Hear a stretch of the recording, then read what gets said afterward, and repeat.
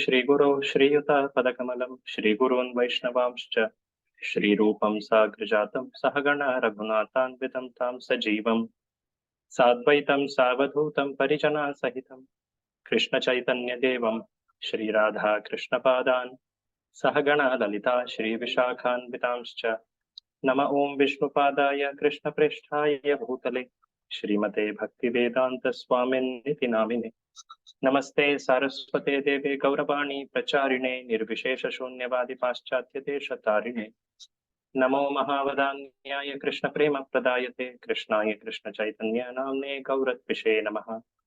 हे कृष्ण करुणा सिंधो दीनबंधो जगत्पते गोपेश गोपिका कांत राधा कांत नमोस्तुते तप्त कांचन गौरांगी राधे वृंदावनेश्वरी वृषभानुसुते देवी प्रणमामि हरिप्रिये वाञ्छाकल्पतरुभ्यश्च कृपा सिन्धुभ्य एव च पतितानां पावनेभ्यो वैष्णवेभ्यो नमो नमः।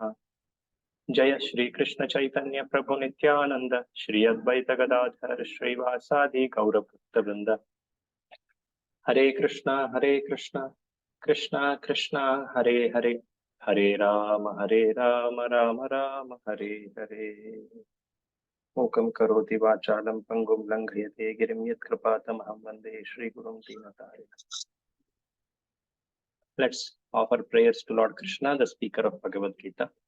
Prapanna parijataya stotravetraikaparnaye jnanamudraya krishnaya geetamritaduhe namaha. So quickly let us recite the verses which we have to memorize. We will unmute and together recite once every shloka. Karpanya dosho pahata svabhava smritsvami tvam dharmatam shreyasya nichitam broti tanme shishyasteham shadhimam tvam prapannam dehinosmin yatha dehe kaumaram yauvanam jara तथा देहांतर प्राप्तेर धीरस्तत्र न मुह्यति न जायते म्रियते वा कदाचिन् नायं भूत्वा भविता वा न भूयः अजो नित्यः शाश्वतोऽयं पुराणो न हन्यते हन्यमाने शरीरे भोगैश्वर्यप्रसक्तानां तयापहृतचेतसां व्यवसायात्मिका बुद्धिः समाधौ न विधीयते. So last time, can someone remind the exact shloka? I believe it's 54 or 55.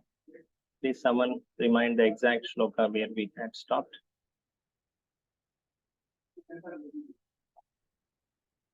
55, Prabhuji. 55, take it. So let's quickly see where are we in the second chapter. So you all know that the second chapter began with Arjuna's surrender to Krishna, accepting Krishna as the Guru, no more as a friend. And later Krishna taking the role of the spiritual master, Guru, he starts giving spiritual instructions. So he first speaks the instruction on difference between body and soul that defeats the argument of which argument of Arjuna? Which argument which he gave to not fight was refuted by the first instructions of Krishna? That he will kill the his grandparents and his family. That's fourth reason. Okay. So the reasons, the 5 reasons which Arjuna gave: compassion, loss of enjoyment, fear of sin, in occurrence of sin, and family traditions, indecision. So in that, which reason or argument was refuted by compassion, bodily compassion? And then later Krishna spoke karma kanda, which is religious performance of one's duty for material enjoyment. That's okay. But the performance of duty at the ashrama, varnashrama level, kshatriya varna. So this refuted the reason of loss of enjoyment, which Arjuna gave, oh, what will I gain by even winning this war?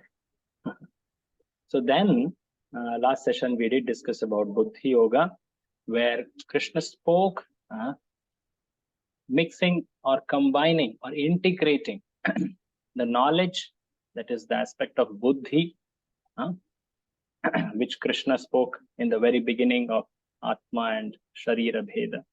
And later Yoga, that is action. So knowledge and action combined, that is working based on knowledge of soul.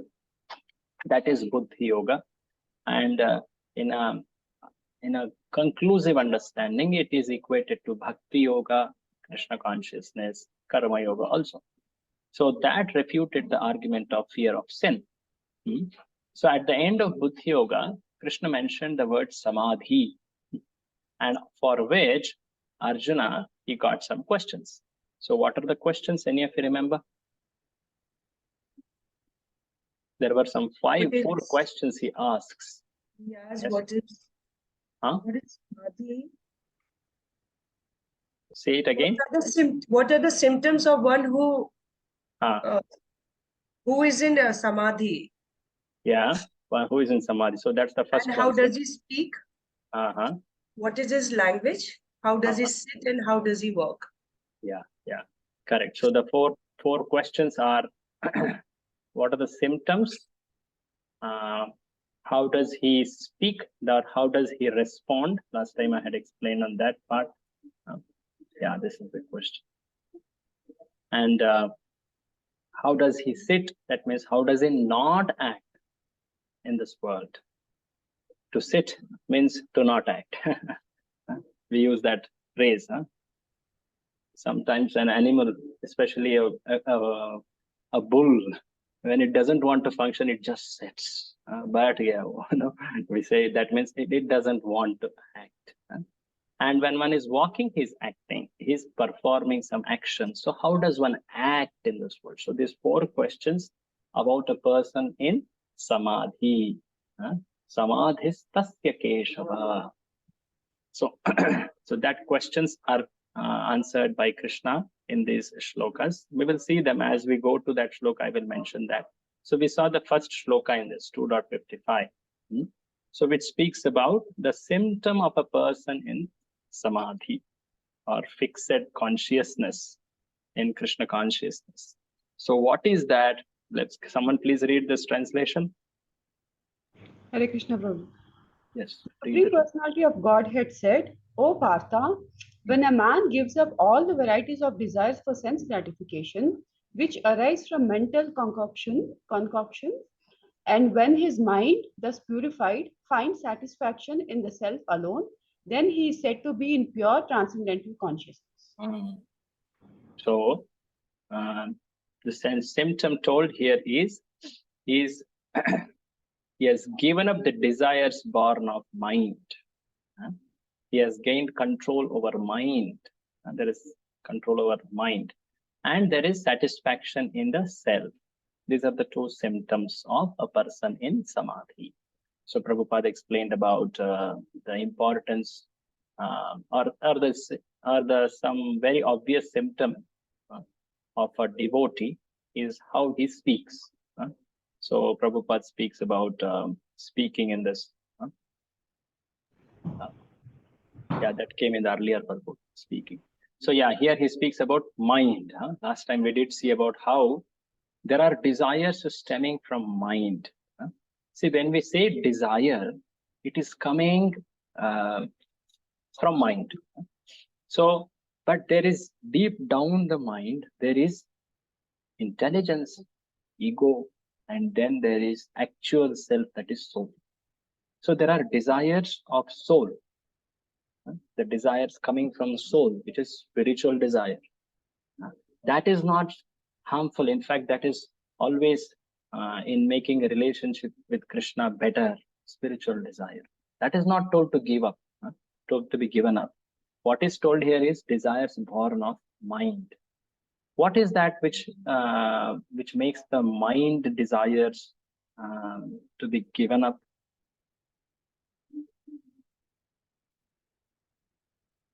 Why mind is viewed like that? In the translation itself, it is there. See it properly.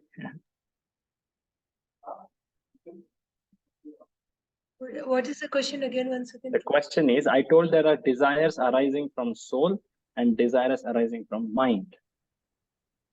So Yes. the shloka says that desires born of mind should be given up, not the born of soul, that is spiritual desire. That's always better. In fact, one should cultivate spiritual desires.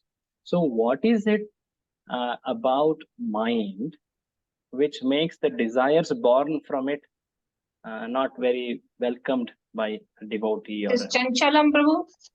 Chanchalam, okay. Because it's for self gratification. Attachment. Sense gratification, yeah. Attachment, Prabhuji. Attachment based on matter.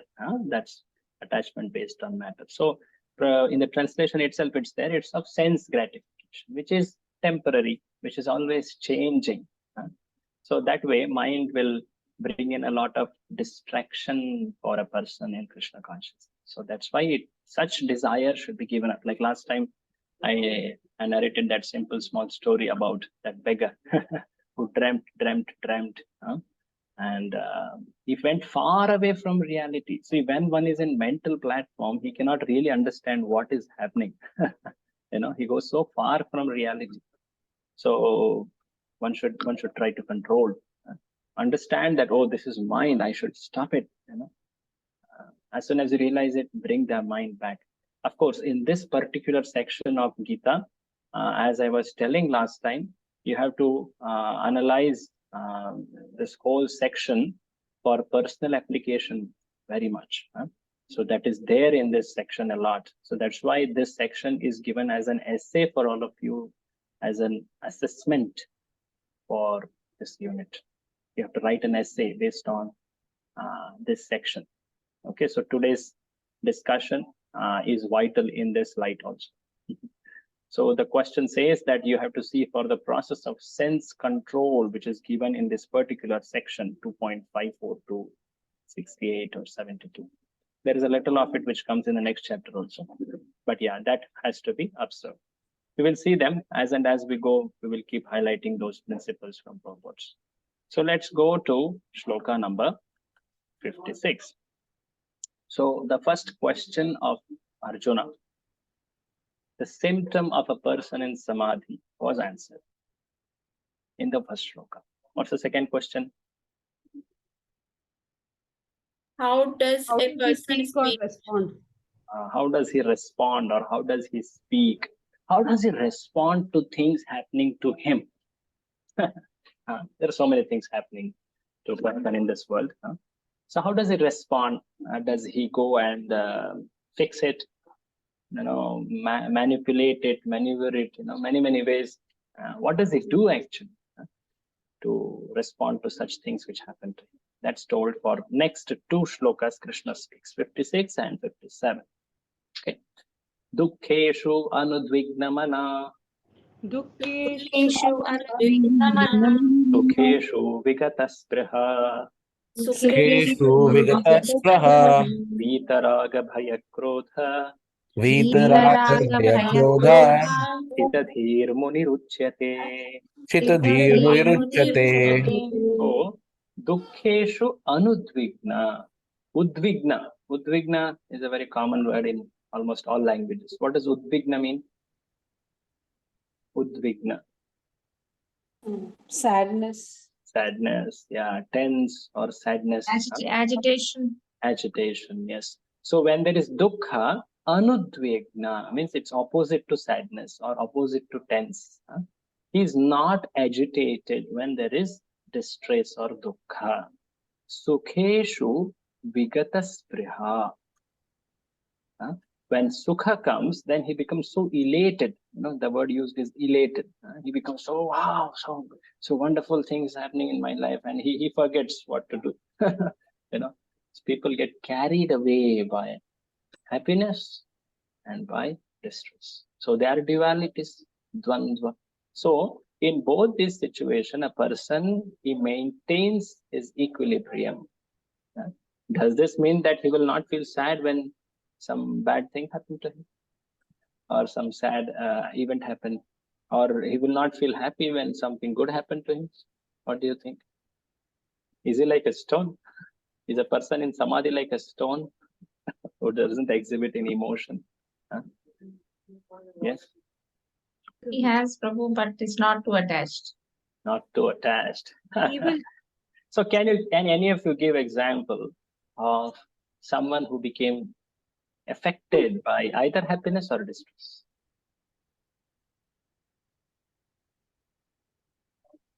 You have some incident from Shastra, or it could be even your experience or observation. Chitraketu Maharaj, when Very his son good. was when his son was born, then he was too elated with the happiness, he forgot about all his wives and other things. Correct. He had duties. Correct. Very right. Huh? So when the boy was born, Harsha Shoka, and the name itself was kept like that by the sage, Harsha and Shoka. He will give you both, Harsha and Shoka. When Harsha Shoka gave Harsha, then the father, Chitraketu, forgot. He neglected his duties. Huh? And when he lost him, it was such a blow on him. You know, that description of sadness, how he's fainting again, wailing, lamenting. Then the sage Angira and Narada come and speak to him. So one should not forget one's duty in the situations of happiness or distress. It doesn't mean one is not becoming happy or one is not feeling sad. That is very natural. But do not forget the duty. In Mahabharata itself, there are two kings, two warriors, who become so affected by distress. Both of them lose their sons. One, after losing his son, he becomes so sad that he leaves all his weapon and sits down.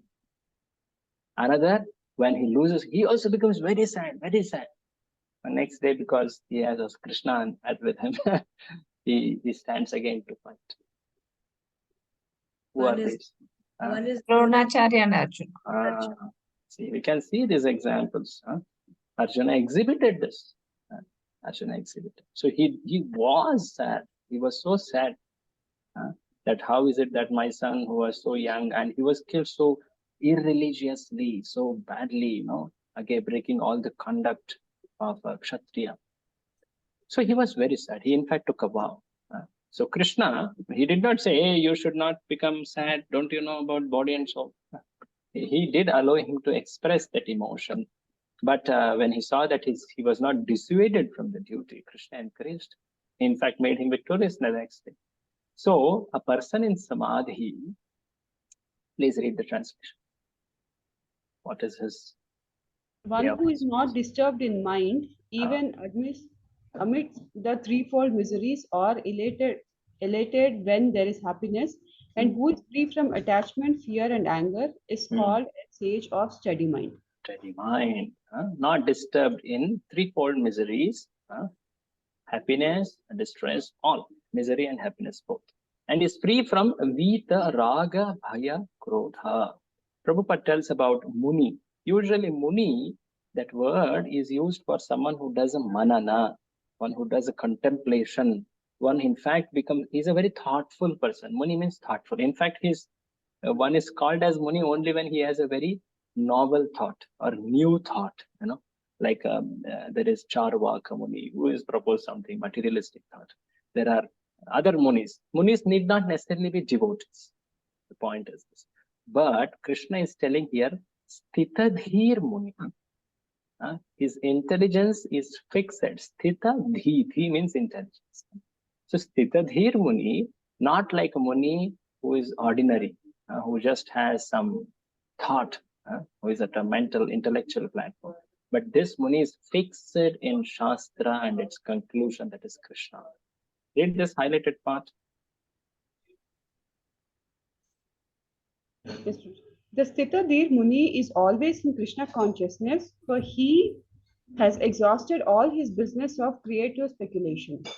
He is called Prashanta Nishesha Mano Ratnantara, or one who has surpassed the stage of mental speculations and has come to the conclusion that Lord Sri Krishna or Vasudeva is everything. Everything. Usually mind is compared to a ratha or a chariot.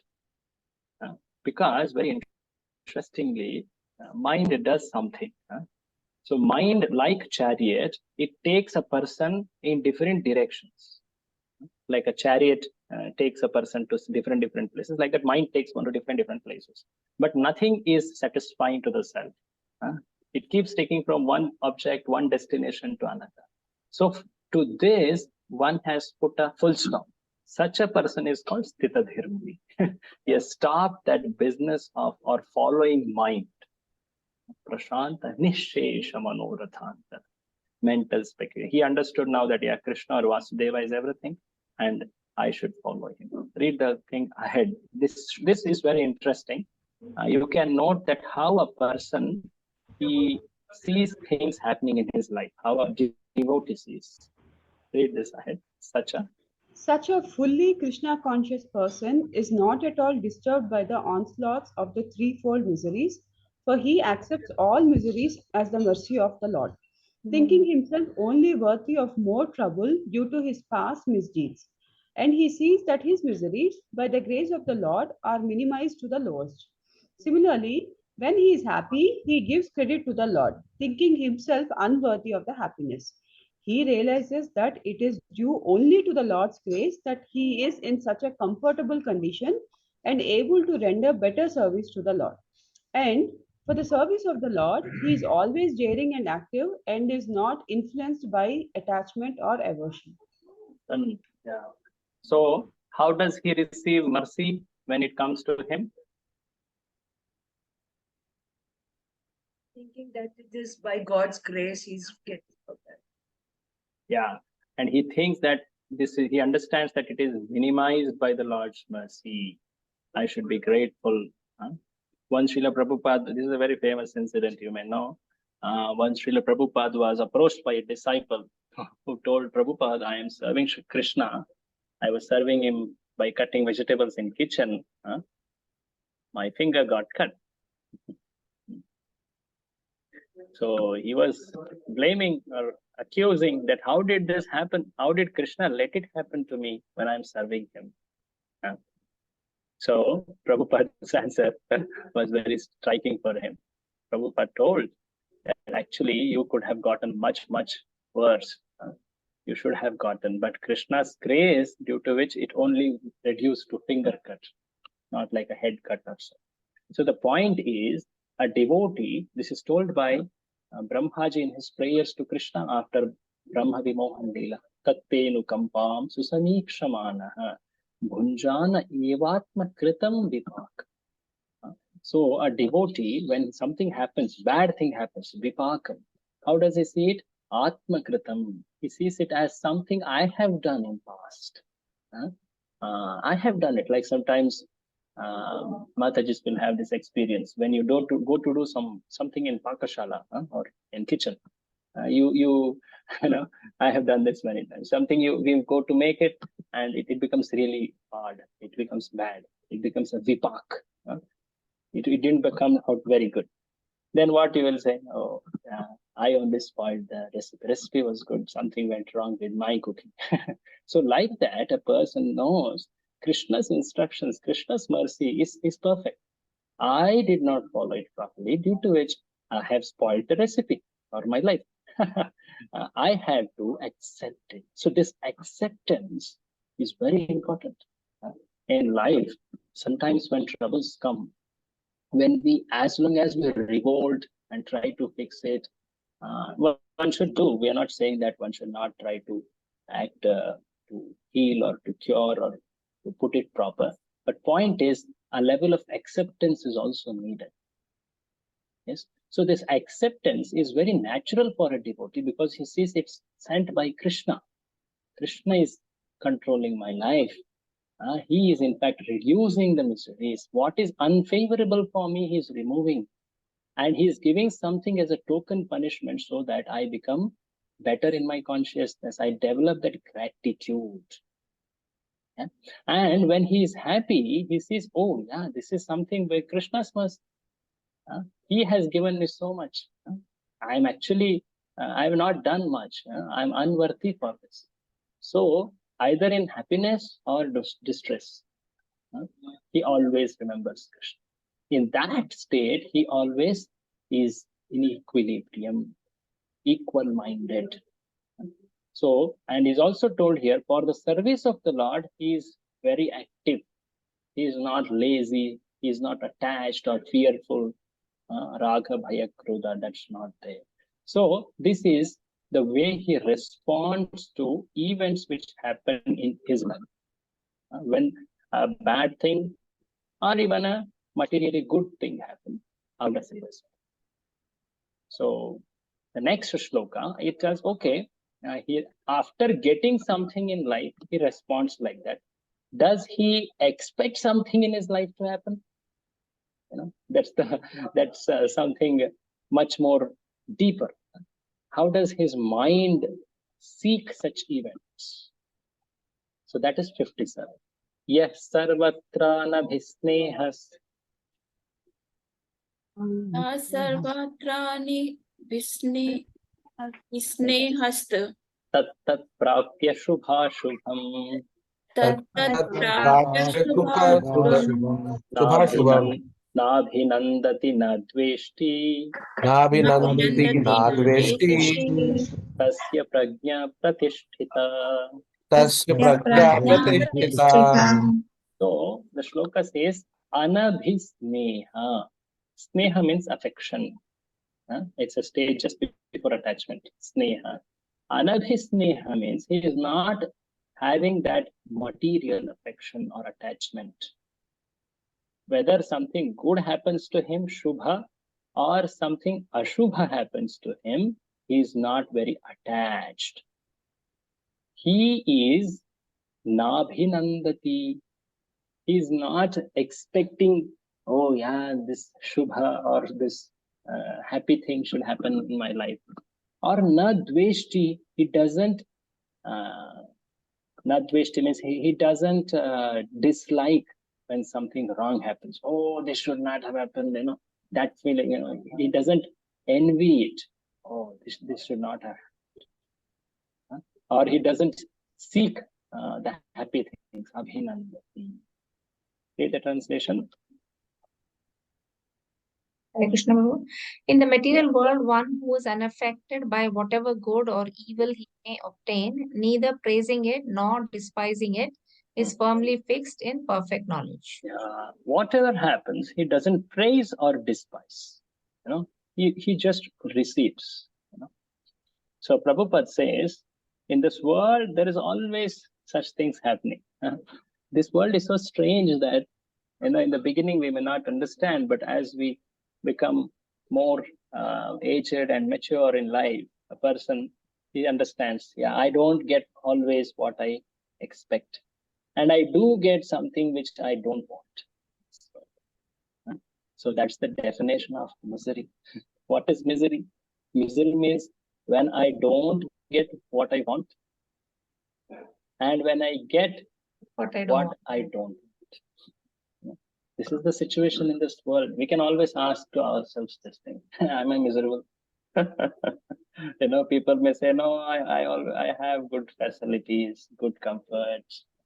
But there are so many things we want, but we don't get. That shows how much we don't have control in this world, even our own life. So we are always at the receiving end in this world. It's something we have to accept. We have to just receive. So when something good happens or evil happens, how does this devotee see? Read the highlighted part. As long as one is in the material world, there is always the possibility of good and evil because this world is full of duality. But one who is fixed in Krishna consciousness is not affected by good and evil because he is simply concerned with Krishna, who is all good, absolute. So, in essence, both these shlokas indicate that when dualities happen, good or evil, happy or distressed, he is not affected, agitated, disturbed, and he also doesn't praise or despise. The word was there here. Wow, so nice, something very nice happened. You know what happened to me? You know what happened? And the person becomes so clouded by it. Yeah, something good has happened. I'm so grateful to Krishna. I'm grateful to my elder superiors by their blessings. It has happened, and I accept it. How can I use this situation for serving Krishna? That is the concern of a devotee. Now Krishna has given me so much in life. I should utilize that for serving Krishna. Okay, Krishna is not giving me this thing. I think this is good for me. I should utilize this situation for serving Krishna. So like this, a devotee, he has this vision towards. Very, very important even for practicing devotees like all of us. So he responds to events in his life, or in the actual sense, how does he speak? That question is answered in these two shlokas. Now, the third question. What is the third question? How does he sit? How does he sit? And how does he act? How does he not act? Not act, yeah. Right? Not act. So that goes quite amount of shlokas from 58 up till another 6. 58 to 63, this is discussed. The third question Krishna answers from here. Yada samharate chayam. Yada samharate chayam. Kurmonganiva sarvasha. Kurmoganiva sarvashaha. Indriyartebhyas. Indriyani indriyartebhyas. Tasya prajna pratisthita. Tasya prajna pratisthita. You may note in these shlokas, the last line always has something like this. Sthita dhirmuni, prajna pratisthita. That all refers to that person in samadhi. Okay, the last line you can see them. So here in this shloka, Krishna is speaking, how does a person restrain from acting, from actions which are not good? How does he practice restraint, sense restraint, mind restraint? How does he hold back? So Krishna is now telling an important, interesting analogy, kurma, tortoise, very famous shloka of Gita. Like a tortoise, samharate. What does samharate mean? See the word meaning. Winds up from. Winds. Samharate, like samhara is also the word is there. So like the kurma, the tortoise, it does its anga, the limbs. It withdraws its limbs. So like that, the prajna pratishtita, person who is in samadhi, he withdraws what? His hands and legs, he withdraws. What does he do? Senses. He withdraws senses, indriya. From the atmosphere which has indriyartha. Indriyartha means, what does indriya desire? That is indriyartha. That is sense objects. From sense objects, the senses are wound up or withdrawn by a devotee. Read the translation. One who is able to withdraw his senses from sense objects, as the tortoise draws its limbs within the shell, is firmly fixed in perfect consciousness. So this is all telling about restraint. So Prabhupada gives very nice purpose. This section has very, very practical instructions by Prabhupada. Some things I'm highlighting and showing you. So Prabhupada says the test of a yogi. If someone says he's practicing yoga or yogi, he's a yogi, a yogini. There's so many yoga teaching, training, happening, people speaking about yoga. What does yoga actually should make a person? He should be able to utilize or control his senses according to his. If he wants, he should be able to use his senses for doing it. If he doesn't want, he should not be able to. The senses should not indulge. Prabhupada gives very interesting analogy in a lecture. He says, mind is like a driver. This mind, which is like a driver, it should follow. The driver should follow the instruction of the owner of the car, is it not? If the car owner says, take me to the temple, This is Prabhupada's word. If the driver says, owner says, or a passenger, he says, take the car to the temple, and the driver takes the car to a pub. Prabhupada says, that means the driver is not following the order of the owner. The driver is mind, or in fact, you can say it's senses. He is not following it. Sometimes we do want to do something, but our senses make us do some things which we repent, we regret later. How did this happen? How could I do it? Sometimes we have this question afterwards. So this should not happen for a yogi. A yogi should be able to control his senses according to his plan. That is the test of a yogi.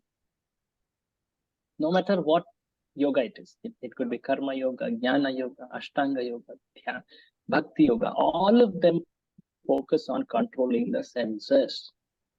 Have you not heard this? The first duty of you remember this? The first duty of a spiritualist is to, where did you hear this? Nectar of instruction. You all wrote exams. Yes. It comes in the very beginning. In the preface, it comes. Prabhupada says to control one's mind and sense. That's the first duty of a spiritual practitioner. So this comes again and again in all the spiritual paths. There is sense control emphasized. The method of sense control is different. One has to control senses and mind. How do one control? That may differ in different paths of yoga. So we will see them, different paths, say different methods of sense control. That's why this section is very important as process of sense control. You have to all please mark it. So Prabhupada says something about the senses. Read from here. Most people, however, are servants of the senses and are thus directed by the dictation of the senses. That is the answer to the question as to how the yogi is situated. The senses are compared to venomous serpents. They want to act very loosely and without restriction. The yogi or the devotee must be very strong to control the serpents like a snake charmer. He never allows them to act independently. So this is a very interesting example Prabhupada has given. The example is of a snake. Often this actually comes in many places in Bhagavatam too. Senses are like serpent. And the devotee should be like a snake charmer. Snake charmer, he blows that and then he controls the serpents. So what is it that is there in serpent which makes a person fearful? Venom. Is it not? It's the venom which makes a person fear the snake. Is it not? So in the senses, what is that venom? Lust. Desires. Desire, okay. Desire. Uncontrollable desires, Prabhuji. Correct. Controlling desires. Enjoyment mentality. That's to be precise. So that venom of enjoying mentality, which is there through the senses, one is trying to do that. That is dangerous. Venomous serpent. When that venom is removed or the teeth is removed, the snake is practically like a play toy for a child. Sometimes people they play, they do so many things with the snake. Nowadays they even rear a snake at home. So the point is the snake is feared for its poison. In the Bhakti Yoga, this is told, Bhakti Yoga is like removing that poisonous teeth of the snake. You remove the enjoying mentality from the senses. Then the senses can act without enjoying mentality for service of Krishna.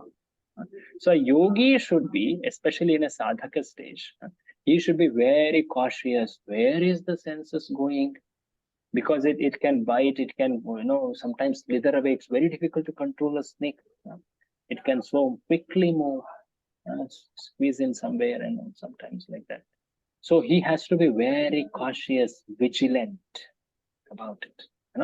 And this is one analogy. Please remember, in the purport, of course, Krishna himself highlighted an analogy which Prabhupada repeats. There are many injunctions. Mataji, you read this thing again. There are many. Continue. There are many injunctions in the revealed scriptures. Some of them are do nots and some of them are do's. Unless one is able to follow the do's and the do nots, restricting oneself from sense enjoyment, it is not possible to be firmly fixed in Krishna consciousness. The best example set, should I go ahead? Yes. Set herein is the tortoise. The tortoise can at any moment wind up its senses and exhibit them again at any time for particular purposes. Similarly, the senses of Krishna conscious persons are used only for some particular purpose in the service of the Lord and are withdrawn otherwise. Arjuna is being taught here to use his senses for the service of the Lord instead of for his own satisfaction. Keeping the senses always in the service of the Lord is the example set by the analogy of the tortoise who keeps the senses within. Yeah. So this is a very important principle coming here, to be able to withdraw senses, control senses, like snake charmer towards the snake, like tortoise does. The tortoise example, very interesting. Prabhupada, in fact, has expanded on it. Just like a tortoise can wind up its senses. When it sees the danger, it puts the senses under the shell. What is the shell here? What is that shelter or the shell for a devotee under which he'll say Bhakti yoga. Bhakti yoga. More practically, it could be association of devotees. Association of devotees.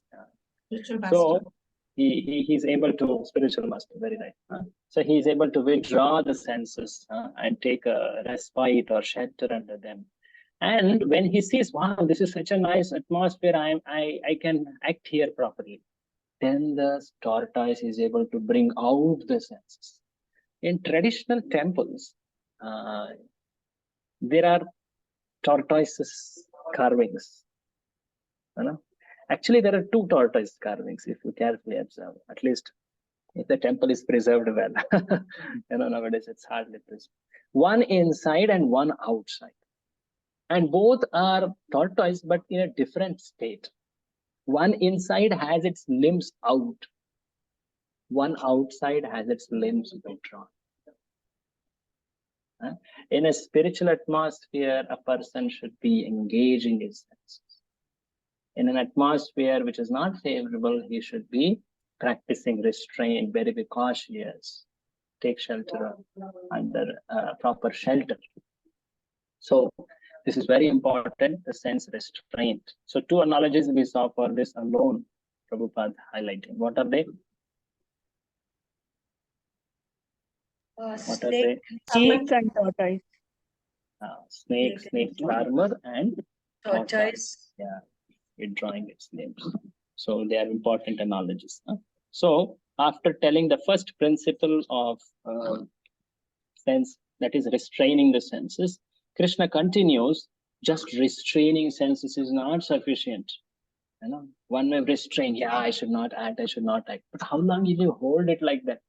Something inside is pushing you, right? You may be withdrawing externally, but internally there is an urge to act. How will you address that?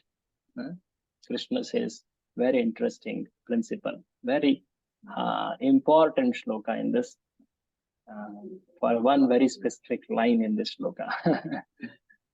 Vishaya vinivartante niraharasya dehina Harasya dehina rasavarjam rasupyasya rasavarjam rasopyasya param drishtva nivartate. So when you starve a person, starve means you basically tell him not act. Nirahara, that word is used, is it not? You basically starve it. You should not do this, you should not do this, you should not do this. You tell him you should don't do like this. It's practically denying a person to do anything. Then still a person has some desires internally which force him, some situation or other, it will come out. That desire inside, which is called a rasa, The rasa, the urge for happiness is there. Even if you deny rasa varjam, if you deny, you should not do this, you should not do this, keep telling him what not to do. Still, the desire or urge to find happiness is very much there. So how can one rise above that urge, which is quite deep? Krishna says, param drishtva. Param drishtva nivartate. Only when one experiences param drishtva. What does param drishtva mean? See the word meaning? Higher taste. Higher taste. Higher taste, or experiencing far superior things. Prabhupada tells many examples for this in the purport. Read the translation.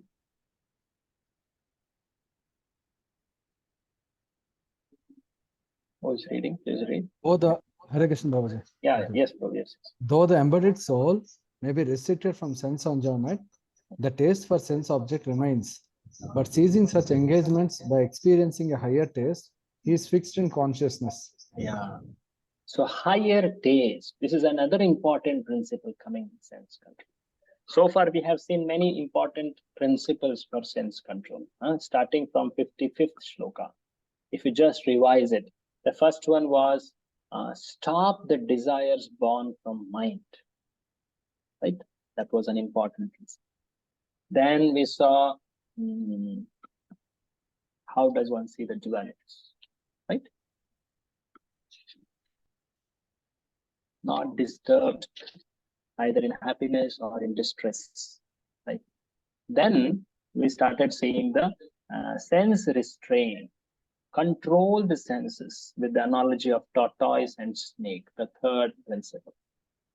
Now we are seeing very important principle in sense control, which is the method told in Bhakti Yoga, that is higher taste, an experience of spiritual realm, an experience of relationship with Krishna, higher taste. When that is there, that is what is the ultimate method to sense control. There are many other methods told in many other parts of yoga. Pratyahara, dhyana. These are all the methods told. You withdraw all this. But they all should be done, practiced, yes. But the method for sense control is higher taste. Prabhupada tells interesting analogies also in this. Read the highlighted part, Prabhu. Unless one is transcendentally situated, it is not possible to cease from sense enjoyment. The process of restriction from sense enjoyment by rules and regulations is something like restricting a diseased person from certain types of eatables. The patient, however, neither likes such restrictions nor loses his taste for eatables. Very interesting. See, when a person especially has gotten disease, say some tuberculosis or some cold cough or fever like that, he's told not to eat certain foods. So he is forced to follow that diet. Oh, I can only eat this much. I cannot eat much in that regard. His taste, his mind is craving to eat something, but he's told you should not. So the desire is there inside. So we understand for him to get cured of the disease, there is a pathya, there is some diet which is prescribed. He should follow it till he becomes cured. And then later, once he's cured, he can relish or experience all tastes, is it not? So, but especially it is told here, the desire for enjoyment in a diseased state is always there. How can one rise above that? The other parts of yoga which tell different methods, don't do this, do this, do this, do this. They all are like this restrictions of diet. But the desire to enjoy is still there. So Prabhupada contrasts different paths here. You see, sense restriction by paths of Ashtanga Yoga, where it's told yama, niyama, asana, pranayama, pratyahara. Pratyahara specifically means sense control. You don't give the ahara which the sense want. Dharana, dhyana, samadhi, they all are there. But one should actually take to this real medicine. What is that medicine? Here it's highlighted. One who has tasted the beauty of Supreme Lord Krishna in the course of his advancement in Krishna consciousness no longer has a taste for dead material things. See, it is not sufficient for us to understand just intellectually. It is important. I'm not saying that is not required also, but that is not sufficient. One should actually experience the bliss, the beauty of Krishna consciousness. That is what makes a person be able to very easily rise above this material desires, the trouble of mind and senses. There are so many instances in history where once a person experienced this, he easily gave up so many difficult things of his life. Any of you know? Any of you know? The one who experienced a higher taste, and later it was as if just a finger flick. He easily rose above and quickly became very attached to Krishna. Sense control was very, very easy for him, like that. So, do you have any examples for them? Dhruva Maharaj. Dhruva Maharaj, wow, yeah. Yes, that's true. Once he got the darshan, all the Vedic knowledge got revealed. But in fact, it's told also that because he just followed the Guru's instructions, during the process itself, he became pure. That's also there. But yes, he quickly got darshan and got elevated. Any other example? So many disciples of Srila Prabhupada. Very good, very good. Yes, so many disciples of Srila Prabhupada. They got that bliss of serving the pure devotee, and they could easily rise above all conditionings of mind and senses. Any other? Narad Mahamuni. Narada boy, yeah, Narada boy also true. He also got the higher taste by serving those sages.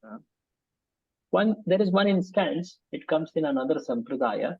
There was a man who was very attached to material beauty. Especially, he was attached to a prostitute, actually, a lady. But later he got darshan of the Supreme Lord Ranganatha. Also. Yeah, that's also understood. Yeah. He got the darshan of Ranganatha by the grace of Ramanuja, and he became one of the most dear disciples, most obedient disciples, surrendered disciples of Ramanuja. His name is Dhanurdas. That story comes in Sri Sampradaya. So he was very attached. Actually, when the Lord's palanquin Shobha Yatra was going on, people were surprised that how he is with a lady holding an umbrella and is so attached to her. And he was gazing at her eyes. And when someone told, "Arey, Guruvarya is calling, Acharya is calling, please come." No, I don't want to come. And the Guru himself went there and he called him and he told him, "Why are you so attached?" "Oh, there is nothing more beautiful I have seen in this world than the eyes of my beloved." Then he challenged him, "If I show you something more beautiful, param drishtva, will you leave that?" "Yeah, sure." By the grace of the Guru, next day he could go for the darshan, and especially because the Guru requested the Lord revealed the beauty of his eyes to him and the darshan. And Dhanurdas became so surrendered. In fact, he remembers there are many instances of his obedience and surrender later, which comes in several stories. So like this, when a person experiences param drishtva, the higher taste, all troubles, they are like whether they were there earlier or not. It becomes like that. So this is the important method of sense control. So one should never miss out on this principle. One should practice sense restraint, withdraw one's senses from unfavorable situations. One should control one's mind, be very vigilant. All that's true. But the important principle is cultivating higher taste. How does one get such higher taste? In the case of this great devotee, There was a great soul who imparted it to him. How does one cultivate such a higher taste? It is not so easy. Just as we read the shloka, it doesn't come so easy. It should be prayed for. It should be the one's desire. One should pray to Krishna. Oh Krishna, please give me a taste of serving you. Then everything else which is troublesome is not there. One should pray for it. One should actually serve great souls. By serving great souls, one develops higher taste. One should have that service attitude. One should follow the rules and regulations with a service attitude. Be very humble and seek or yearn for it. So that is what will bless us with higher taste. We call it a nama ruchi, the highest higher taste. That is the ruchi for chanting the holy names, which Haridas Thakura embodied, epitomized. It cannot be imitated. It cannot be showed in that sense. It is something we should pray for, we should patiently wait for, and we should follow hearing the Guru's words. So this is the important principle for sense control. Yeah, someone is asking. Tulsidas also, Prabhuji. Tulsidas. Tulsidas. Correct. He also, there was similar incident. Yes, Mata. Afterwards, he wrote Ramcharitmanas. So nice. Yeah, yes. You will see that in many such examples. So this principle is given in this shloka. So after telling about the higher taste principle, which said that even if a person controls his senses and mind, still the desire for enjoyment remains. Only by higher taste can one completely stop such desires.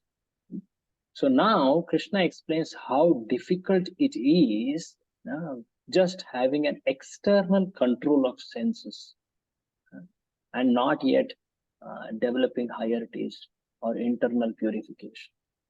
So he tells it with a very interesting example. Yatato hi api kaunteya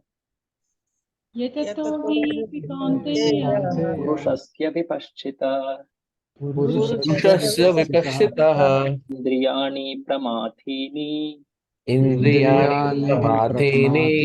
haranti prasabham manah.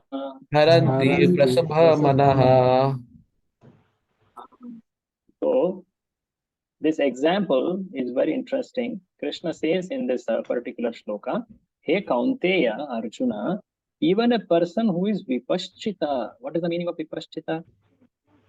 See? Vipaschita. Full of discriminating knowledge. Vipaschita means one who has knowledge. He's a learned man. Even a vipaschita, he also will be distracted if he is not vigilant about his senses. Vigilant means very cautious, observant about his senses. The indriyas are so powerful. Pramathi. Pramathi means like a mad person. Like it's told to a mad elephant. Pramathi. Like a mad elephant, which is very, very dangerous actually. It can come into some fields and practically destroy the whole crop. Sometimes it enters the banana field and everything is destroyed. So like that, indriyas are so dangerous. They can haranti. Haranti means steal away, take away. What is the exact word told you? Throw is it. Throw, yeah. That's what. Haranti prasabham manaha. They can even dislodge a person's mind. They can throw away one's mind. Even if one is very cautiously doing, but indriyas can become so powerful and they can dislodge the mind. If mind is not Krishna conscious, it's very difficult. Read the translation. Prabhu. The senses are so strong and impetuous, O Arjuna, that they forcibly carry away the mind, even of a man of discrimination who is endeavoring to control them. Very, very difficult. So Prabhupada, he gives many examples in this particular purport. There are many histories, examples show. One of them famous is Vishwamitra. When he was not yet a devotee, we see in Ramayana, he is already a devotee.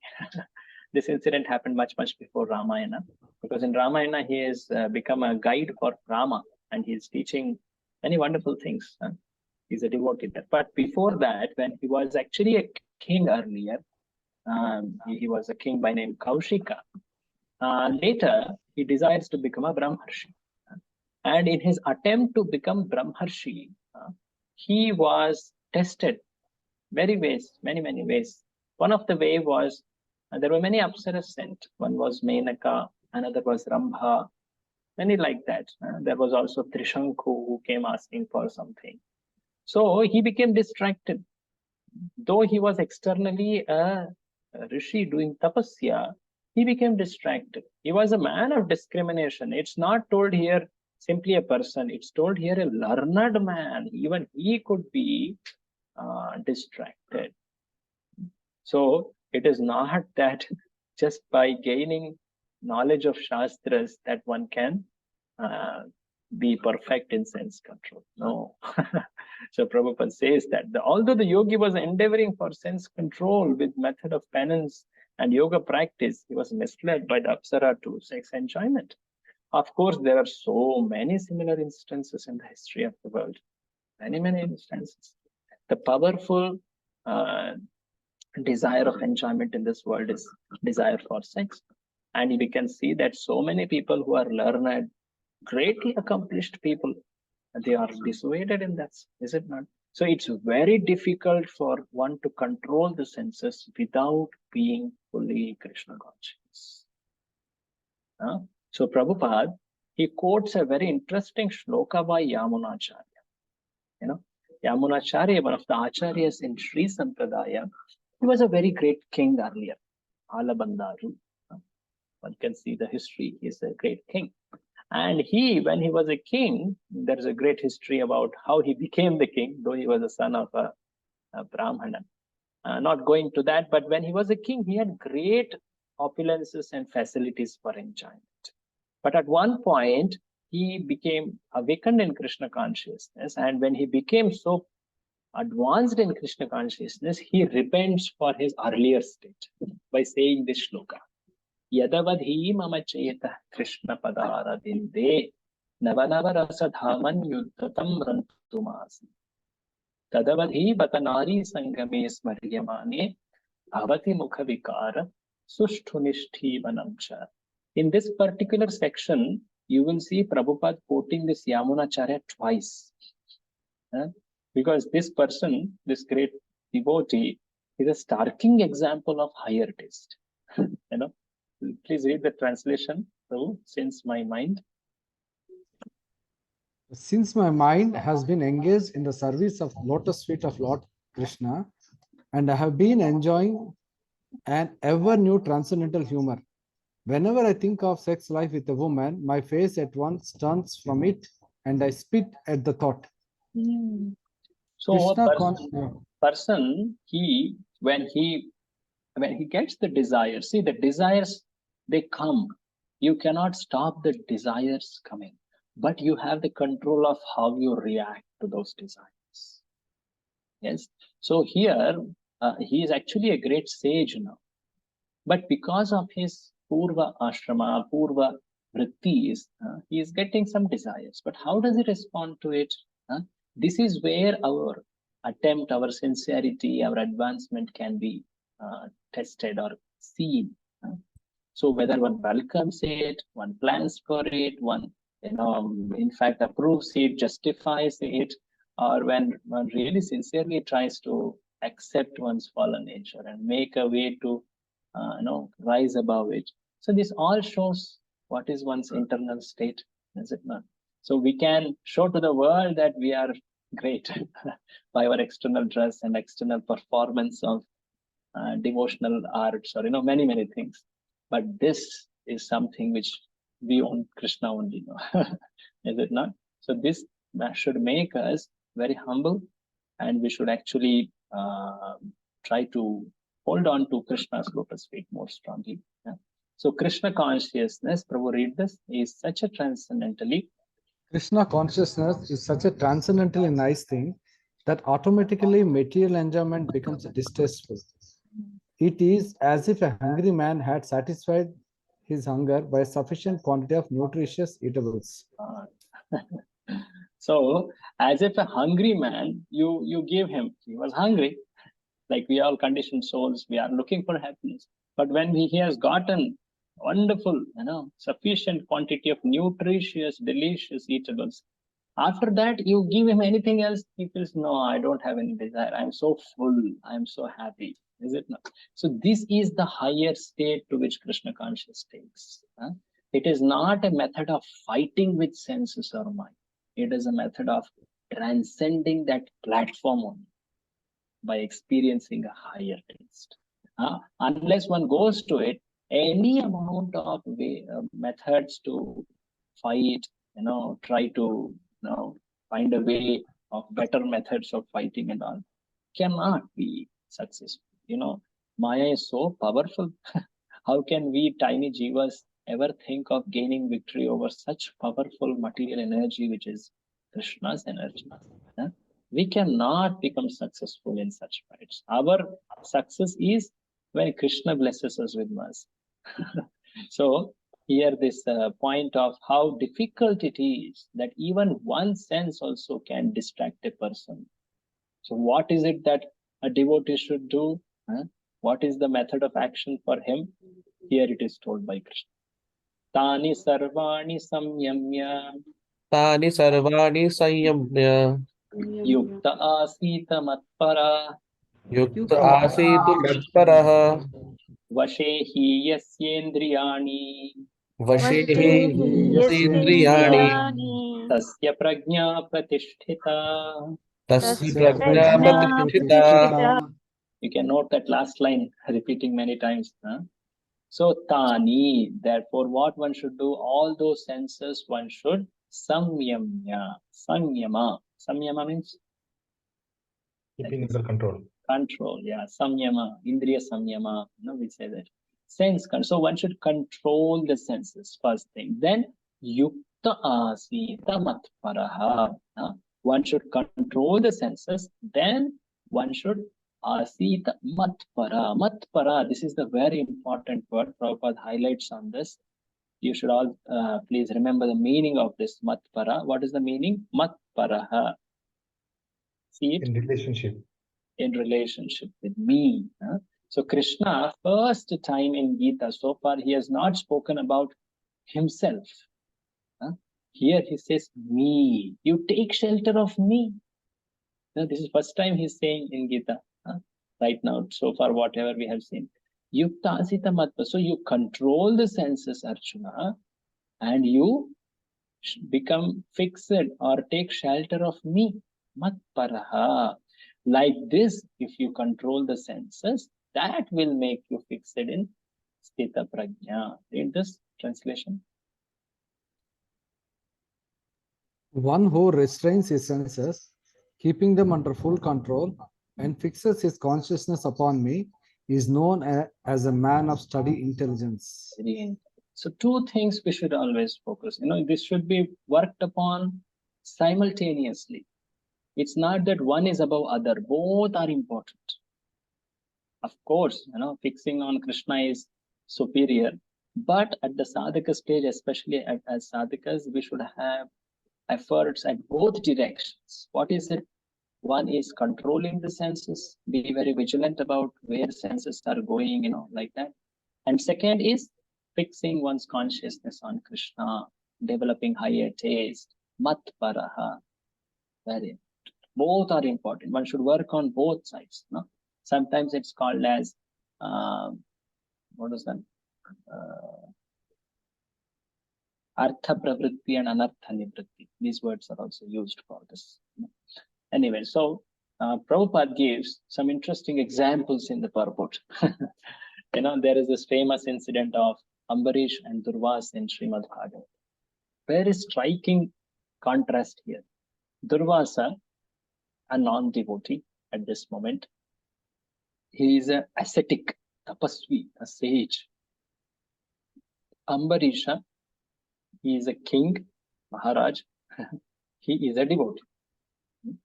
And you usually expect a tapasvi to behave very gently, very based on spiritual knowledge, like that, right? But in this particular incident, you see it opposite. Srimad Bhagavatam presents such opposite contrasts. Even a king, he is in family line. He exhibits such great tolerance. But a sage who is a tapasvi, ascetic, but non-devotee, he is so intolerant, becomes so angry. So this itself shows how Krishna consciousness can elevate a person. The sense control can be so easy for such a person. No? Prabhupada says here, read from this, Prabhu, on the king, on the other hand. The king, although not as powerful,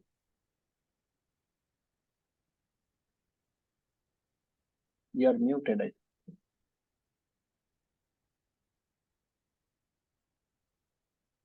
think. You are muted, I think. Someone You are muted. Sorry, Prabhuji. Hare Krishna. Yeah.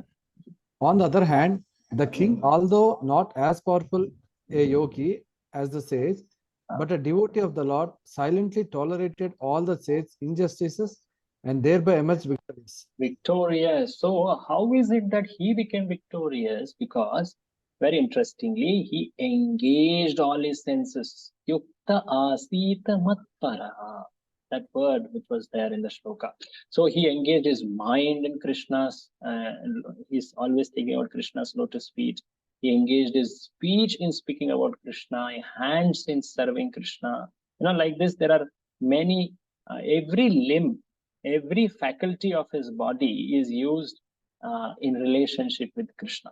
Read this, Prabhu. King Ambarisha fixed his mind, this whole thing. King Ambarisha fixed his mind on the lotus feet of Lord Sri Krishna, engaged his words in describing the abode of the Lord, his hands in cleansing the temple of the Lord, his ears in the hearing of the pastimes of the Lord, his eyes in seeing the form of the Lord, his body in touching the body of the devotee, his nostrils in smelling the fragrance of the flowers offered to the lotus feet of the Lord, his tongue in tasting the tulsi leaves offered to him, his legs in traveling to the holy place where his temple is situated, his head in offering obeisances unto the Lord, and his desires in fulfilling the desires of the Lord. And all these qualifications made him fit to become a Matpara, devotee of the Lord. This word Matpara is most significant. Prabhupada points this. See, the power of devotional service is so great that a person who, though in a material atmosphere, he is still struggling with his sense desires, but he is able to lose that inclination of enjoyment. Sometimes the sense desires may be there, but the inclination to enjoy is not there. This is a very special benefit of devotional service. In fact, it comes without much conscious effort, just by fixing one's consciousness and senses in the service of the Lord. It comes very naturally. Prabhupada says the senses can be completely controlled by the strength of devotional service. Just like when you have fire in a house, that fire, say suppose a hut, the fire has gotten hot, the hut has become lit up by the fire. From inside, the fire is spreading, and it destroys the whole hut into ashes, is it not? The whole hut is turned into ashes. Similarly, the Lord who is in the heart, Paramatma, when one realizes his presence, the Lord who is in the heart, he cleanses the heart from all these impurities. And he burns away all these sense desires. That's the true yogi. A true yogi actually, he is known for his meditation on the form of the Lord, not on some meditation on void or some impersonal thing. No. So in the shloka, if you carefully observe, there are two things clearly pointed out. What are the two clear things which one should endeavor? What are the two things? Control the senses and Controlling the senses. And fix the mind. One's Fix mind. the mind. Both are important. So this is very important principle. So what all principles have you seen about sense control so far? Please, let's quickly revise. Stop the desires born of the mind. Yes. Check the desires born of them. Stop them. Then, Not Handle- distress, happiness and distress.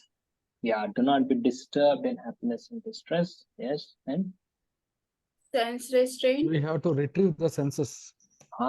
we have to take back, The senses. bind up the senses. Like what examples? Like a tortoise. Like a tortoise. Control the senses, like tortoise controls its limbs, or snake. That example. Like a also snake is, charmer controlling the. snake and snake Yes. charmer. Then what else? What else are the? Higher taste is the best method of self-control. That is, it's the ultimate method. Higher taste. Very, very important. And here Prabhupada is, Lord Krishna himself says, keep restraining the senses, bring them under your control, and fix your consciousness. That is the principle highlight. So Krishna now he says, if one doesn't do this, what will happen? If one doesn't fix one's mind on Krishna, he may be trying to do externally controlling the senses, but his mind is not on Krishna. Like the example we saw in the shloka before, Vishwamitra, many such examples. What happens? That Krishna very beautifully tells in a very sequential manner, he lists them in the next shloka. Very famous sequence of shloka. In fact, it is told here as the sequence of fall. Dhyayato Vishayan Punsa Dhyayato Vishayan Punsah. Sangasteshu Pajayate Sangasteshu Deshu Pajayate. Pajayate Sangat Sanjayate Kama Sangat Sangat Sanjayate Sanjayate Kama. Kamat Krodho Vijayate. Kamat Krodho Vijayate. One after another things are described. So Krishna says first, Dhyayato Vishayan Punsaha. The jiva, he starts to dhyayata. Dhyayata means, see the word meaning? Dhyayata. While contemplating. Contemplate. Now contemplate. See, one thing is you come across a sense object. Okay, you are walking, you are doing your things. Then suddenly some, like say, suppose a person had a great urge to eat, and whenever he would walk across a particular street, and that aroma, that smell of that wonderful food, say samosa or whatever it is, I don't know. It would practically drag him to that shop and give him money out of his pocket and eat. It was like that. Now he came across that item of sense enjoyment. Just like example here, we are taking of food. So that dhyaya, then it came. Now he went ahead, but what happened next? He thought about it again. Now that object is not there in front of him, but he is thinking about it. This is called contemplation. Contemplation is when the sense object is not there right now, but in my mind I am thinking about it, because there is some attraction. Is it not? So the first step, which actually is the steps on the fall, is contemplation. Contemplation on sense objects. Then what happens by such contemplation? What happens? Sangha. What does Sangha mean? See the word meaning? Sangha. Attachment. Attachment. Sangasteshu. By repeatedly contemplating, one develops attachment. Yeah, that's something I want to have, I want to eat. I want it. Sangat sanjayati kamaha. Kamaha means an intense desire. Kama in general means desire, but kama becomes like an intense desire. I really want it. I badly want it. I will do anything for it. Kamat krodho bhijayate. And if something is obstructing, is going to come in the way of fulfilling the desire, the anger comes out. How dare you stop me from doing this? Who can stop me? Such kind of thoughts come. I will do it. No matter who comes to tell me that I should not do it, I will do it. Who can stop me? So there is a progress, or in other words, we can say digress in the consciousness of that person. How did it start? Contemplation. Please read the translation. While contemplating the objects of the senses, Yeah. a person develops attachment for them. And from such attachment, lust develops. And from lust, anger arises. So the 4 steps are told. Contemplation, then attachment, then Attachment and Lust. lust Anger. and anger. Very good. So Prabhupada says, we can try to control the senses by denying them to not, from doing something in this world. But that's not sufficient, because the senses require, read this. The senses require real engagements. And if they are not engaged in the transcendental loving service of the Lord, they will certainly seek engagement in the service of materialism. See, no amount of negation will actually help senses to rise above that enjoyment. Once one devotee told this story. It's not a story, it's something we can also try to just exercise on ourselves. Someone came to a person who was trying, I want to control my senses, I want to control my senses. Okay, you want to control your senses. I will tell you something to do and come back tomorrow. You should not think about blue-faced monkey. He went, I should not think about blue-faced. Oh, I should not think of blue-faced monkey. Oh, I should not think of. He kept thinking about blue-faced, and then he kept denying. Kept thinking. So the point is, negation. Actually, the senses are so, mischievous. In fact, they want to do. They are so curious. What will happen if I do this? Maybe I should try it. Maybe it's something I can do away with those wrong effects of doing this. So there is that curiosity, and there is that mischief senses. So it requires internal purification. So what Krishna is saying here, contemplation, it starts from there. So one should actually engage the senses in positive activities, real engagements. That Bhakti Yoga can give. No other yoga path can give so many engagements for one, and all are elevating engagements. Is it not? So when one engages, one can be so happily absorbed, and so they are so helpful in progress of devotional service. In fact, in the moment of Krishna consciousness, which Prabhupada has given, so many engagements. Practically, Prabhupada says in one lecture, right from early morning, 4 o'clock up to night, 10, 11 o'clock, we have engagements.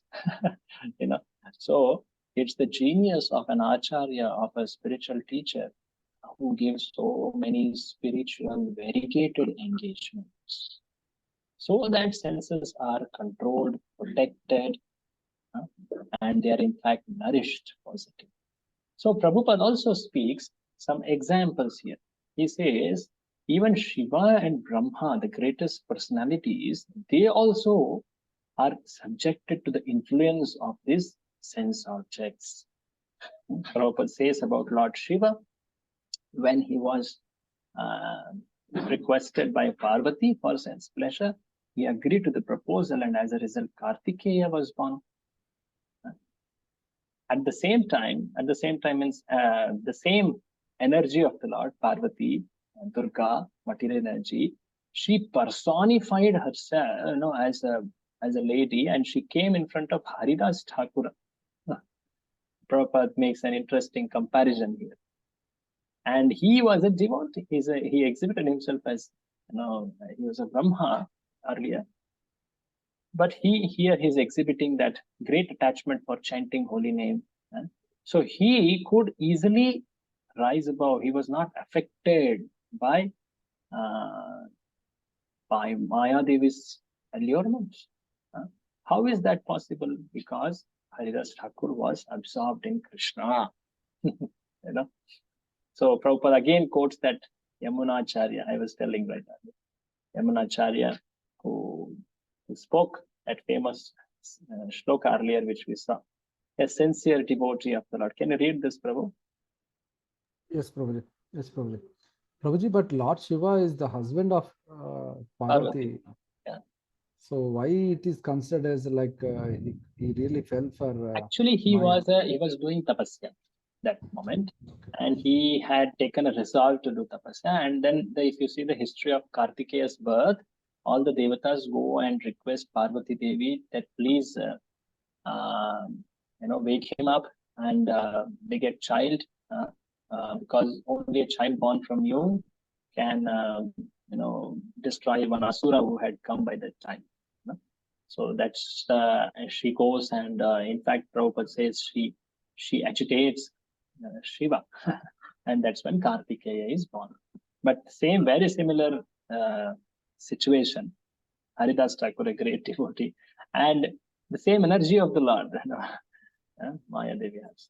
So that's the contrast told. Very good. A sincere devotee of the Lord shuns all material sense enjoyment due to his higher taste for spiritual enjoyment in the association of the Lord. That is the secret of success. One who is not, therefore, in Krishna consciousness, however powerful he may be in controlling the senses by artificial repression, is so surely ultimately to fail. For the slightest thought of sense pleasure will agitate him to gratify his desires. Slightest thought of sense enjoyment, sense pleasure will agitate. See, thoughts are so powerful. One should surely, Prabhupada is telling, in the shloka it's told about contemplation, right? That's how it starts. But when such a desire comes, or contemplation is starting, then a sincere devotee should actually shun, should actually try to stop it there. At the very first step only, he should stop, he should try. Or even if it is later, as soon as possible, you should stop. As soon as we realize that, oh, I am in this slippery slope. It started with contemplation, attachment, then lust, then anger, then 4 more steps are coming here next. So the sooner we realize, quickly we should stop. That's the point here. So Prabhupada explained about how one should actually take shelter of Krishna. That's the greatest method to control senses. So going ahead in the sequence of fall or mental fall, Krishna says, Krodhat bhavati sammoha. Sammohat smriti vidbhrama. Priti bhramshat buddhinasho. Buddhinashat pranashyati. So it had stopped at Krodha. After Krodha, Sammoha. What does Sammoha mean? See? Perfect illusion. Delusion. Great confusion. Delusion. Illusion, it's told. They are related. So one falls into illusion. He doesn't know what is he doing. He is completely covered over. Illusion means that which covers over. And when something covers over him, Sammoha, Smriti Vibhrama, he forgets all the good instructions, especially the instructions of Guru. He forgets. Smriti Vibhrama, that memory is lost. Then Smriti Bhramshat, Buddhinasho. When that memory is lost, then discriminating potency or capacity is lost. Buddhinasha, Buddhi. One of the important duty of Buddhi is it can discriminate what is right, what is wrong, and it can determine to follow the right thing. So now that is lost. Smriti Bhramshat, Buddhinasha. And when Buddhinasha has happened, what is left? Pranashyati. Everything else which follows is a detail. When the fall happens at the mind level to this stage, then later whatever happens through senses is just a detail. So a yogi should observe this. What are all the steps which we just now saw? By illusion. No, let's go to the first one. Contemplation. What was the English word? What was the Sanskrit word? Dhyayato. Dhyayataha. Correct. Dhyayata. Dhyayataha. Then the second step is Attachment. attachment. Sanskrit word? Raga. Raga or Sangha. That's the word in the Sangha. shloka. Sangasteshu upajaya. Then third, please go in the It develops sequence. to lust. Lust. What's it called in Sanskrit? Kama. Then next, Krodha. Krodha. Krodha. Lust, unfulfilled anger arises. Krodha. Then Krodha say, what comes next? Delusion. Samoha. Samoha. Sammoha. Then from Sammoha, Smriti Vibhramaha. memories. Bewilderment of memory. Smriti Vibhrama. That's the right word. Yes. Then intelligence. Buddhinash. Buddhinasho. Then what happens? Pranash. Pranash. Practically, he has falls down into material. So you should know the Sanskrit words and equivalent English. Okay. So let's quickly see the translation of this. Can anyone else take up the reading? Thank you. Yes, Prabhuji. Yes. From anger.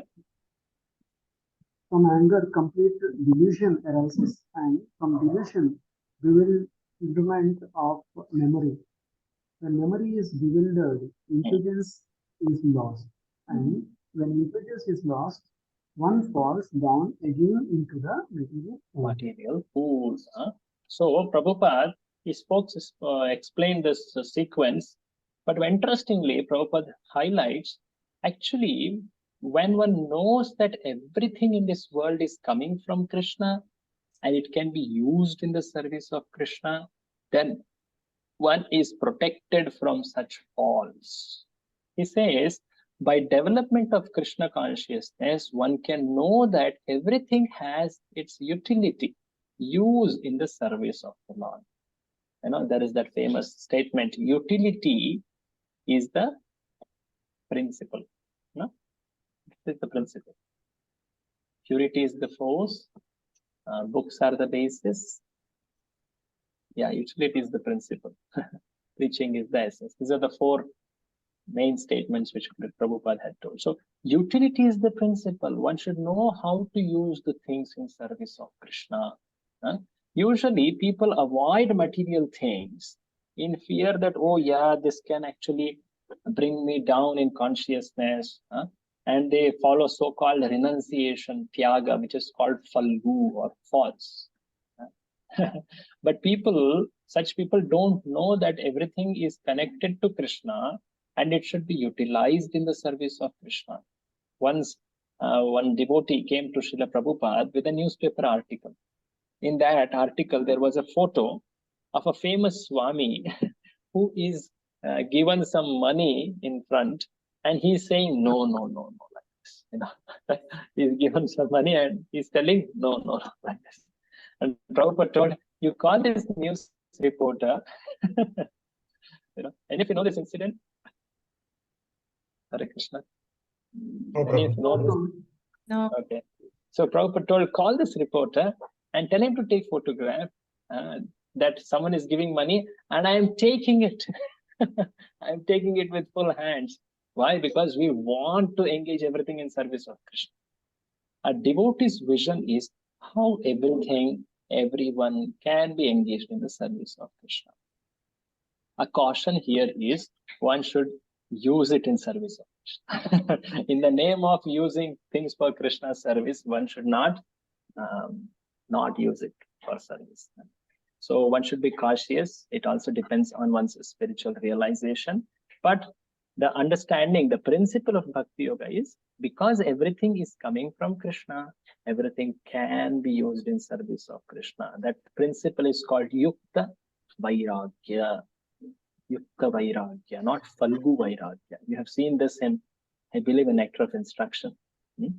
That principle had come. So Prabhupada says, an impersonalist or a jnana yogi who sees everything as, oh, this is matter, I should not indulge in it, I should not involve in it. So he may be trying to develop restraint. He may say, Arey, this is good food, I should not eat, I should only do this, I should only do that. But he's not purified inside. So Prabhupada says, a devotee, he offers everything to Krishna and he accepts it as prasadam. That act of offering to Krishna, it purifies, it spiritualizes.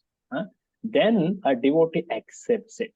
The non-devotee is rejecting it, but a devotee accepts it as mercy of Krishna. He engages things in service of Krishna. In one sense, Prabhupada says, therefore, an impersonalist cannot enjoy life due to his artificial renunciation. But a devotee can truly enjoy because he's seeing it as prasad of Krishna. For that matter, not just food, everything in life should be accepted after duly offering to Krishna. This is the principle. So, Prabhupada is telling about this mental steps of fall down, 8 in number, can be stopped if one understands that everything is energy of Krishna. It can be used in the service of Krishna. And it also depends on one's spiritual realization. So one should also be very vigilant about the contemplation and all, but at the same time also understand this principle that how everything should be accepted after offering to Krishna. That's the principle. So till now, Krishna explained the third question of Arjuna. Let's quickly go back. The first question was symptom. Okay. The second question was, How does he speak? How does he how respond? does he speak or respond? The third question was, How does he sit or not act? how does he practice restraint, or how does he not act in this world? How does he sit? Kim asita. Now the fourth question, what is it? How does he walk? How does he walk or act? In Brajeta, how does he walk, or how does he engage in this world? How does he act in this world? So this principle has come now. After offering to Krishna, he accepts, he acts in this world. Yeah, what's the question? Prabhuji, in the previous verse, we understand that that renunciation, which impersonalists do, is called Falgu renunciation. So I want to understand. I know somebody who has gone through a lot in life, and she was like a topper and in the business world also, and topper of a school and everything. But there were some circumstances in her life that she lost everything. And she became so detached to everything. Now, literally, she lives in 2 pair of clothes, and she leaves home at 6:30 or 7 in the morning, comes back by 5, stays at a farm, and has no worldly association, and literally eat one meal. But there is no devotional service in her life. So, what do you call this kind of renunciation or this kind of austerity? See, austerity or specifically renunciation, tyaga, it can arise because of many motivations. See, everything about Nishkama Karma Yoga, which we were talking earlier, Buddha Yoga aspect, they all understand that how this world is actually source of distress. So a person who understands this, the first motive of him to engage in this world is not at all productive. In fact, the more I engage, the more I become miserable. So I will not engage. This is the first motivation, which is usually the motivation of jnanis. People, they understand, they withdraw. Having minimal things is in fact wonderful. In fact, so easy. Minimalism, that's very famous in Buddhism also. So they practice this monastic life, austere life like this. That's one motivation. If you see the purpose of renunciation in bhakti, that's different. What is that? It is to get more time, more energy for serving Krishna. So the purpose, everything in bhakti is for the purpose of serving Krishna. Like Sri Chaitanya Mahaprabhu took sannyas, took renunciation. Why? It is explained there. In fact, it is told sannyas is completely prohibited in Kali Yuga. Renunciation is completely, but he took it only for the purpose of preaching and bringing more souls into Bhakti. So yeah, people may exhibit this opulence. It's an opulence, it's one of the 6 opulences, renunciation, is it not? So they can do it, but what is the motivation we have to see? So Prabhupada is calling here Falgu from that absolute sense, because that is not enduring beyond one's life.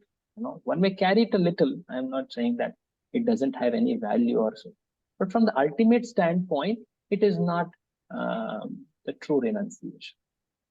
So that should be seen. It is one of the secondary limb. If it helps in bhakti, we accept it. But that's not the primary limb of bhakti. So we can respect, because that exhibits an opulence of Krishna, but we understand that the motivation is still inferior. So one appreciates renunciation in the bhakti line. In fact, a devotee, Prabhupada will say that he's so absorbed in Krishna that he is so happy even to accept this material miseries. He's ready to continue in this world. People of this world, they are don't want trouble, anxiety. They want to take to renunciation because they don't want this. They want a serene peace and all. But a devotee is ready to take up all anxieties, all troubles for what? Service to Krishna. This is a higher enjoyment. It's told Yashoda, who is in the highest rasa, Vatsalya rasa, she has so much anxieties for serving Krishna. A great pure devotee, a preacher like Acharya, like Srila Prabhupada, he took so much troubles. Can you imagine? He built so many temples, he's guiding so many devotees, he's traveling. For what? Is there any selfish purpose? So this is a higher motivation for renunciation. Why did he take to it? Prabhupada says, recently we saw that acceptance of sannyas by Srila Prabhupada. One of the days was there, few days before, in this Holy Name Week.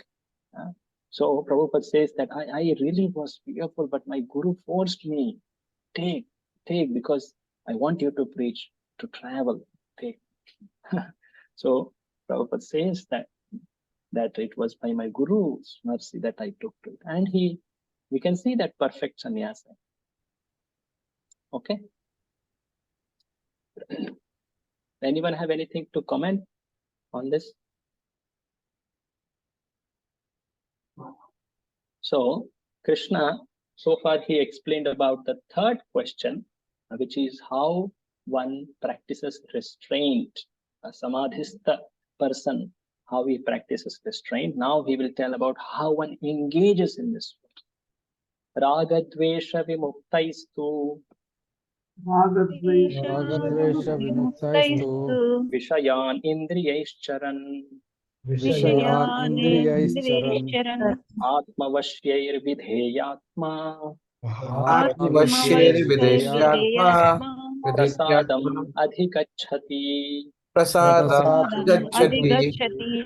So being freed from raga and dvesha, this person, he has control over his self, atmavashyair. And being so controlled in his senses, in his own self, he acts in this world, Vishayan Indriyacharan, and he gains what is called Prasada. What is this Prasad? Suddenly Krishna is talking about Prasad. Is Arjuna hungry here? Is it some edible Prasad? What is this? This Prasada is a type of consciousness. Prabhupada will explain this. Read the translation, Prabhu. But a person. But a person free from all attachment and aversion, able to control his senses through regulative principles of freedom, can obtain the complete mastery of the life. So aversion means negative of opposite of attachment. You practically you deny it, or you don't want it, you hate it. Hatred, attachment and hatred.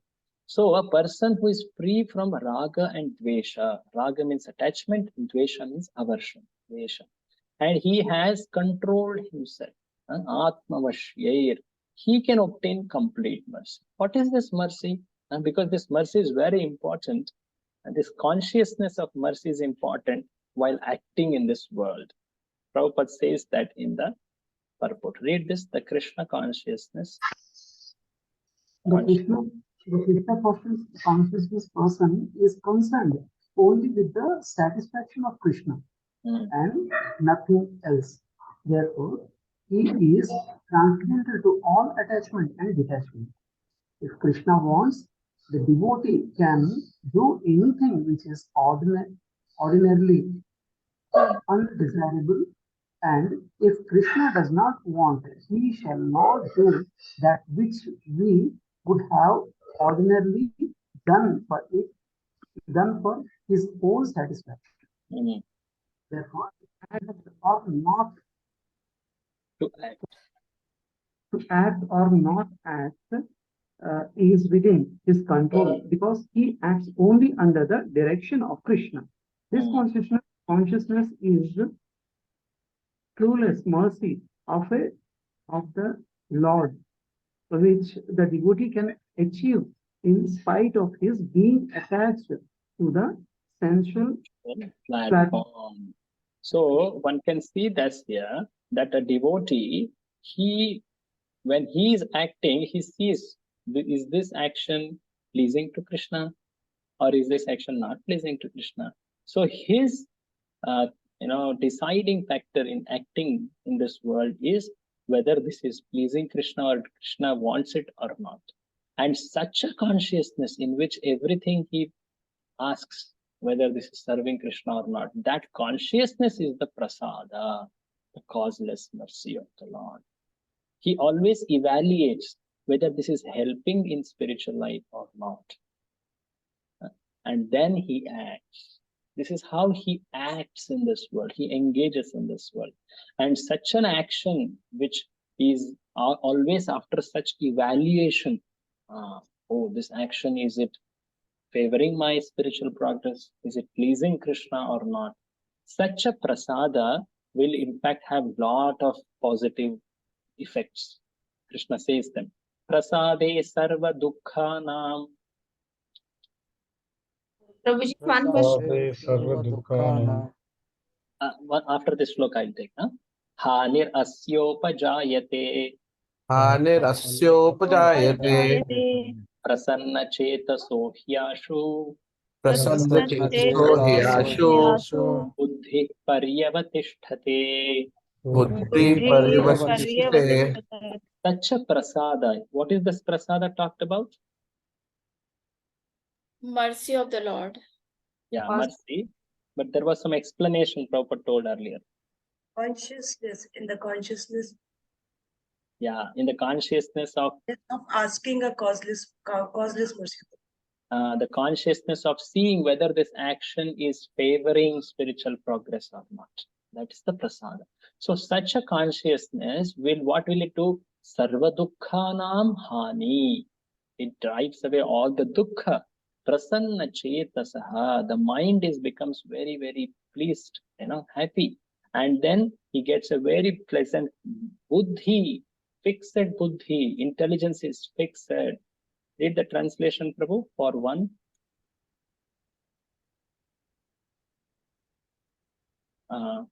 Please read. For one, thus satisfied in Krishna consciousness, the threefold miseries of material existence exist no longer. Yeah. In such satisfied consciousness, one's intelligence is shown well established. Well established. So, one who has developed that consciousness, satisfied in Krishna consciousness, for him, dukkha is not there, and his intelligence and mind are properly established. Krishna is saying. But if one doesn't have such a prasada, such consciousness, what happens? The opposite happens. Nasti buddhir ayuktasya. Nasti buddhir ayuktasya. Nacha yuktasya bhavana. Nacha yuktasya bhavana. Nacha bhavayatah shantir. Ashantasya kutah sukham.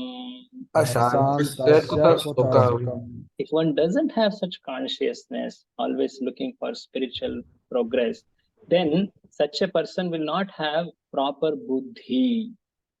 He will not have proper satisfied mind, bhavana. And in such a situation where buddhi and mana or mind is not fixed in Krishna consciousness, there can be no peace, no happiness. Kutaha sukham, where can there be happiness in such a state? Read the translation. Unless one is in Krishna consciousness, there is no translation. Sorry, one who is not connected with Supreme in Krishna consciousness can have neither transcendental intelligence nor a steady mind, without which there is no possibility of peace. And how can there be any happiness without peace? So the driving thing here is, before acting, he always thinks whether this is going to favor my spiritual goal. This goal fixing, very, very important for a person who is, in fact, desiring anything higher in life. So Prabhupada says, if one is not in, read this Prabhu highlighted part, if one is not in Krishna consciousness, there cannot be a final goal of the mind, for the mind. Disturbance is due to want of an ultimate goal, and one is certain that Krishna is the enjoyer, proprietor and friend of everyone and everything, then one can with steady mind bring about peace. Yes. See, there has to be a very clear goal in life. When there is goal, then everything else around it can be tolerated, can be accepted, can be dealt with, and one endeavors to achieve one's goal. But the goals of this world are changing, are temporary. The best is to have an ultimate goal, that is spiritual goal, that is Krishna consciousness.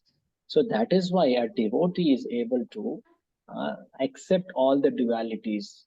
He is able to practice sense restraint, and he works in this world because he has a goal. When there is no goal, Prabhupada says here, disturbance is due to the want of an ultimate goal.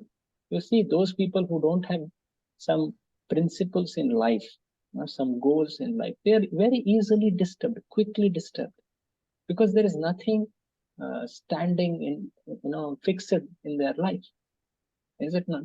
There is a famous statement saying, for one who doesn't have anything worth dying for, there is nothing worth living for. Then that famous quote comes in the Journey Home book, very famous quote of, I think, Luther King, if I'm not wrong. Yes, Prabhuji. Yeah. So it's very important. There should be some sacred principles in that. People nowadays, you can see they are just absorbed in earning good amount of wealth, having best facilities of living. But without these principles, it's so meaningless. When the troubles come, they question, why this happened, what, they become so disturbed. But when one has principled life, principle-centered life, especially the ultimate principle of Krishna consciousness, all these disturbance can be dealt with like that. So, going ahead, Krishna says, if one doesn't have such principles, such fixity, such prasada, he can be easily blown away. The shloka says, Indriyanam hi charatam. Indriyanam hi charatam. Manonu vidhiyate. Yanmano vidhiyate. Tadasya harati prajñam. Tadasya harati pratyam. Vayurnavam ivam bhasi. So, when there are no such principles, the mind can be easily drawn. If even a sense, one of the senses get agitated, then the mind is taken away. Because one doesn't have fixed principle, that prasada consciousness is not there. Indriyanam hi charatam yan mano anuvidhiyate. The mind can be taken away. Just like the wind comes and the boat which doesn't have an anchor, proper, fixing in the land, it is taken away. Sometimes it just goes because it's not tied. It goes, is it not? So like that, one's sense can drive away one's mind. Read this Prabhu translation. As a strong wind sweeps away a boat on the water, even one of the roaming senses on which the mind focuses can carry away a man's intelligence. Sometimes we see there are some ships which practically are tossed in the oceans. The waves of the ocean, they come sometimes capsize the whole ship. So as you see here, so this boat, which is compared to what? What is the boat compared to? Mind. And what are these winds compared to? Senses. Senses. So they can easily, make the dislodge the, they can top away the ship, the boat.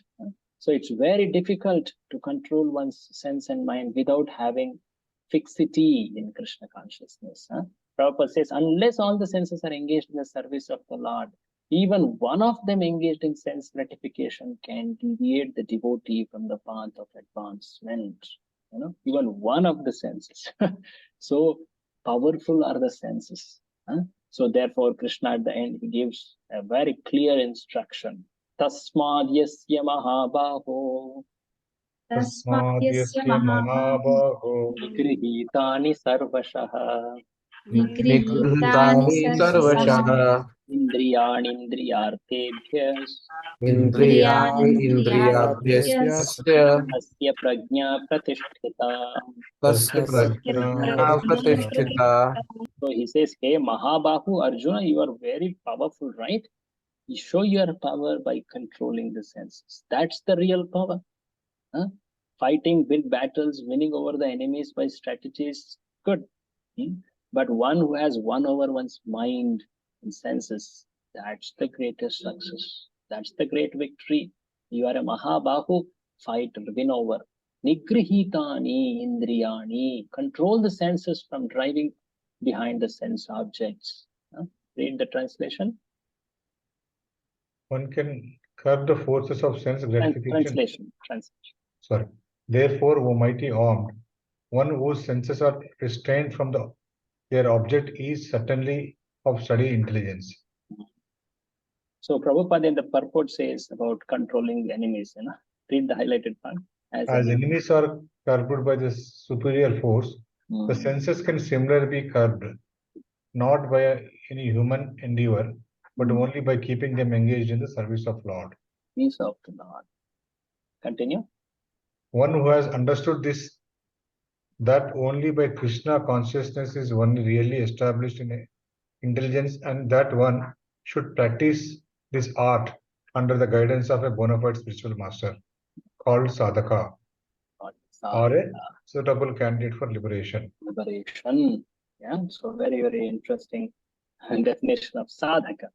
One who understands this and is practicing this under the guidance of a spiritual master. He is a sadhaka. So there are external battles which we fight. But one of the important battles we should consider is our inner battle, our fight with our mind and senses. We can win over mind and senses only by taking shelter of Krishna, not by having some best weapons. Yeah, they are all helpful, but the ultimate winning principle is taking shelter of Krishna. So there are internal battles which are very important battles. Sometimes we may be very successful in the external battles, but because we are internally very weak, it would be a great surprise when it comes to the world's vision. Oh, this person could not continue, could not withstand in this world of temptations and distractions. So far we saw so many principles. All these principles, they have to be, we are learning them. We have to practice them in great honesty, great humility. We should practice them, and we should be aware of them. First thing, that's the awareness is the first step, and properly understanding the principle we are trying to do here. There is nothing about someone following it or someone not following it. Let's not judge others. Let's try to follow it on our own. Okay. So we will continue the discussion on this in the next session. These are so many principles of sense control. We will try to enlist them in the next session more properly and conclude the chapter. And we will also start the third chapter in the next session. Okay. So today we discussed about this Spita Prajna section starting from 55 and up till 68. Okay. We will continue. There are 4 shlokas more, 69 to 72. We'll do them in the next class. Thank you very much. Srimad Bhagavadgita ki jai, Srila Prabhupada ki jai. Any of you have any comment or question?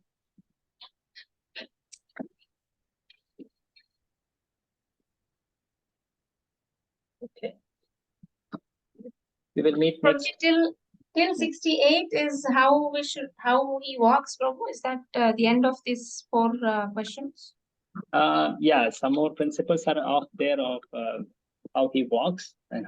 But yeah, 60, it actually goes till the end, Mataji. And okay.